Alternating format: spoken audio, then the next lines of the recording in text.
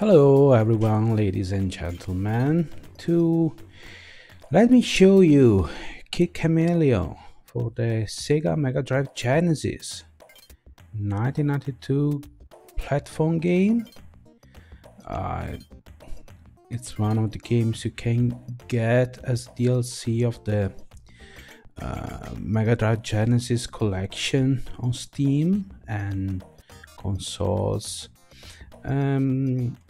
It's maybe not one of the best platformers, when compared to the Sonics and so on, but it's still a good game, good graphics, good gameplay, sound, music. As usual, I won't spend too much time introducing the game, so let's get started.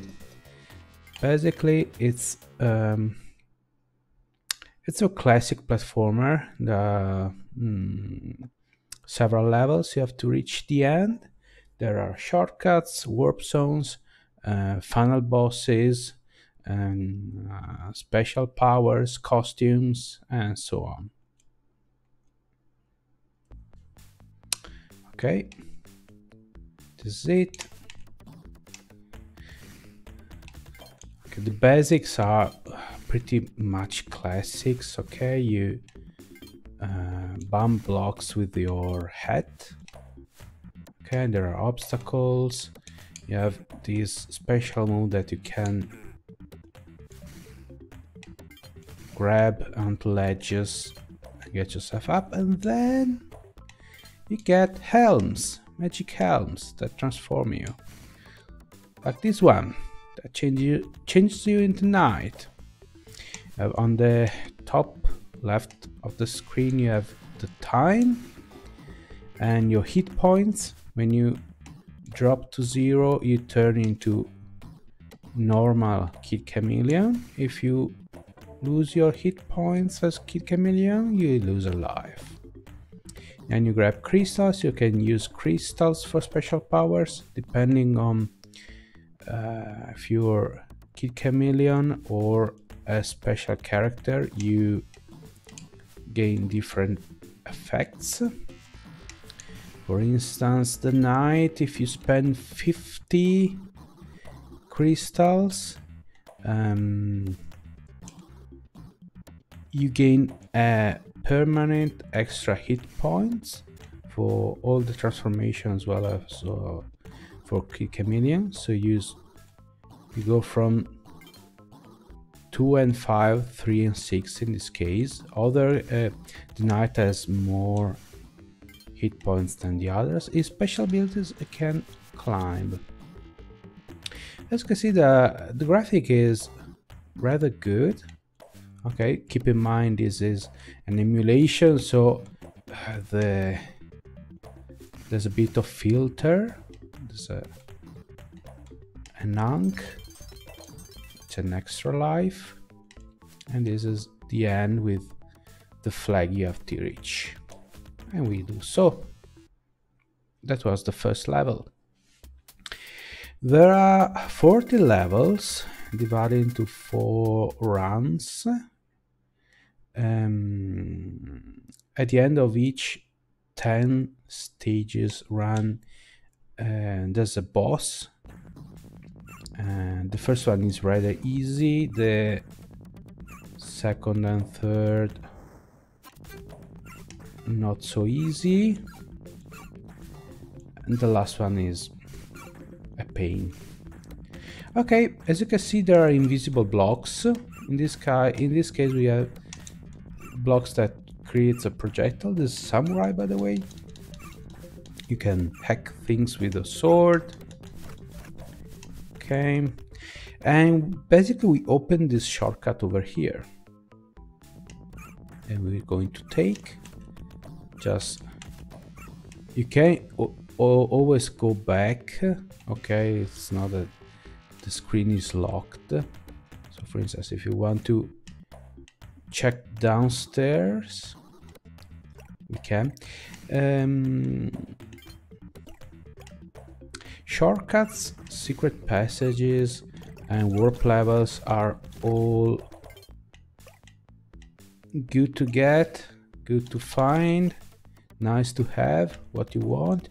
Because the game is extremely long. I've never finished it. Reaching the final level, the final boss, it takes, when we managed, me and my brother, when we did it, it took us about 6 hours and a half. And there's no save state, you can't save, so there's no passwords, so you have to do all in one sitting. So dang it. So even shortening a level by 2 or 3 minutes is always good. If you can skip a level entirely, even better, otherwise the game is really long. Basically we were very tired, even if we were 3 and taking turns. Okay, still basic, we played more than 2 hours each. We started in the morning and finished basically at dinner time, and here we are. See, basically we just got a life, another Ankh, more crystals, we lost the hit points. If you manage to finish a level without losing hit points, you get nice bonus to your score, which translates into extra lives and credits. So as well, even if you complete the level in just a few seconds, you can do this.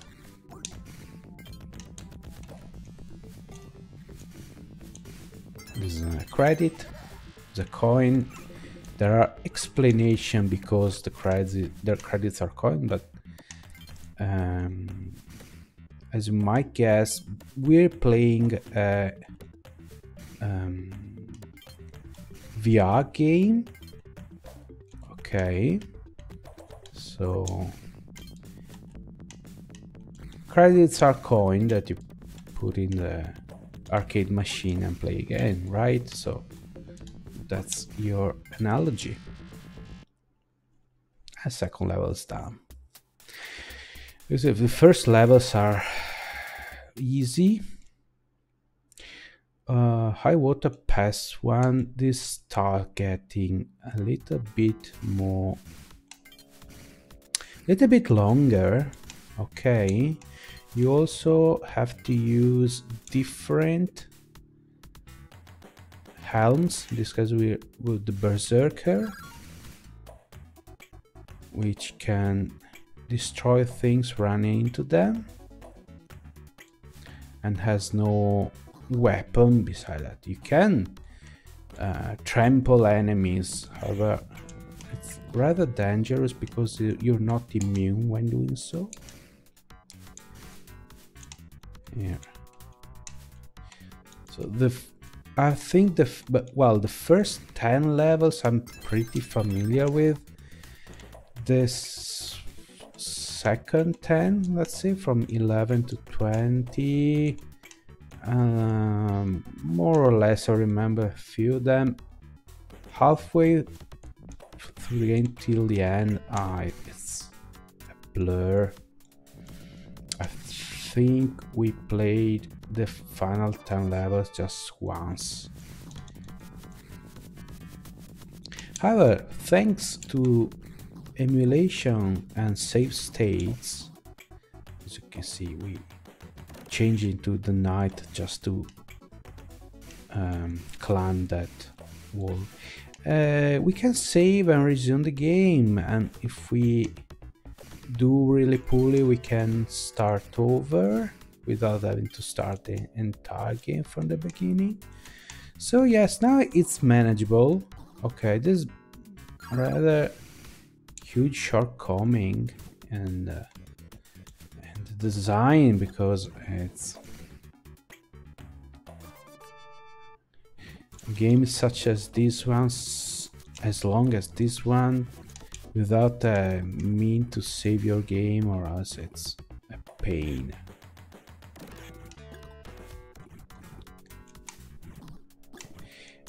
Another platform, really nice platformer that I loved and had the same flow, is James Bond 2 Robocop,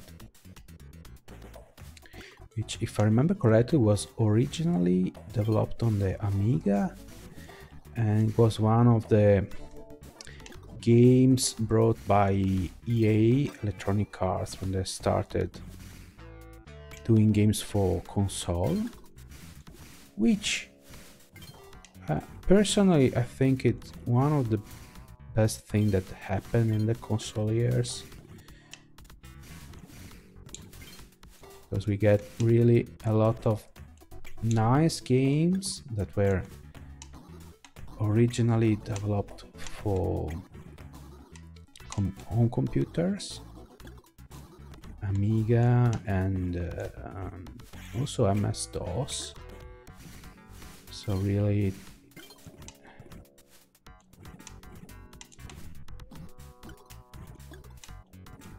made things better, simply put.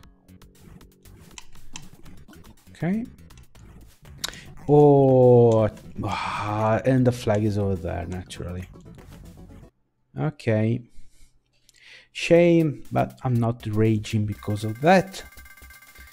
I leave raging and whining to other people. Okay, I think I'll do this one and then we'll stop. And then, as usual, if you'd like to see more of this, drop likes, write comments, okay, show appreciation, and I'll start a Let's Play series.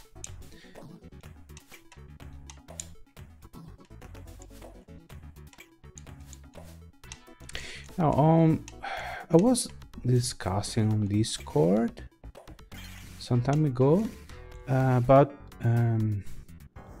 platform games on MS-DOS PCs and consoles. So this is a 1992 game, and honestly, when compared to, I think Sonic 2 was released more or less in the same time frame.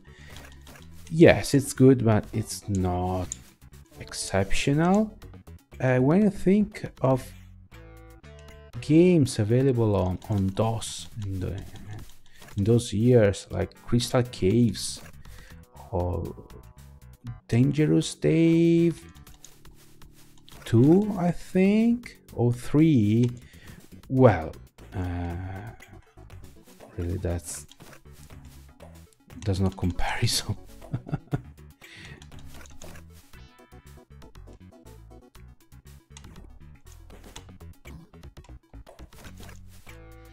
So yes, PC owners had the